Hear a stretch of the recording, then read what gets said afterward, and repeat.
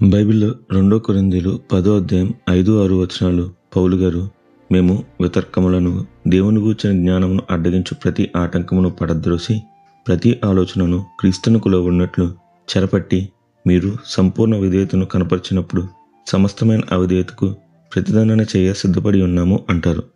అవును, ఒక్కొక్కసారి అపవాది మన హృదయంలో అవిశ్వాసపు గురుగులను విత్తిపోతాడు. మరి అటువంటి ఆలోచనలను మీరు చెరపడుతున్నారా? అయితే వినండి, ఈరోజు దేవుడు మీతోనే మాట్లాడుతున్నాడు. మరి ఈ రోజును దేవుని వాక్యదానంతో ప్రారంభిద్దామా?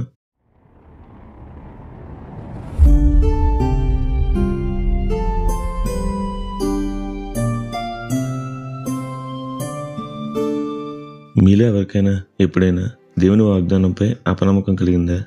లోకంలో జనులు ఇలా అంటున్నారు, అలా అంటున్నారు అనుకుంటూ మీ హృదయం దేవునిపై మీకు అనుమానం పుట్టించిందా? అయితే వినండి, ఇది అపవాది ఆయుధం. అవును, ఆదికాండం 3వ అధ్యాయంలో అపవాది మనుష్యజాతిని పరదోయడానికి వాడిన అతిపెద్ద ఆయుధం ఇది నిజమా అనే ప్రశ్న. మీకు తెలుసా, ఈ ప్రశ్నే హవ్వను సాతాను ఉచ్చులో పడేసింది. అదేంటో, ప్రశ్నకు చివరపడే ప్రశ్నార్థకం కూడా సర్పం పడగవిప్పినట్లే ఉంటుంది. అయితే వినండి, బైబిల్ సెలవిస్తుంది, దేవుడు నమ్మదగినవాడు. అంతేనా?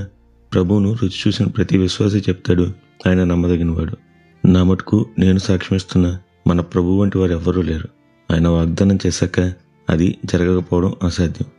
అయితే సాతాను అనుమానం అనే ఆయుధాన్ని ఒక్కొక్కసారి విశ్వాసులపై వాడతాడు. దీనిని ఆదిలో హవ్వపై వాడాడు, ఆమె పడిపోయింది. తర్వాత యేసు ప్రభు శిష్యుడు తోమాపై వాడాడు. అయితే దేవుని మహాకృప ప్రభువే స్వయాన కలుగజేసుకుని అతన్ని ఆ ఉచ్చులో నుండి తప్పించాడు. అయితే బహుశా ఇదే ఆయుధాన్ని అపవాది పౌలుపై కూడా వాడి ఉంటాడు. కానీ పౌలు గారు చెప్తున్నారు, తన ప్రతి ఆలోచనను వాక్యానికి విరుద్ధంగా సంశయాన్ని రేపే ప్రతి తలంపును తాను చెరపట్టి క్రీస్తుకు లోపరిచాను అని. మరి మీరు మీ సంశయాలను, అవిశ్వాసపు అవిధేయత తలంపులను చెరపడుతున్నారా?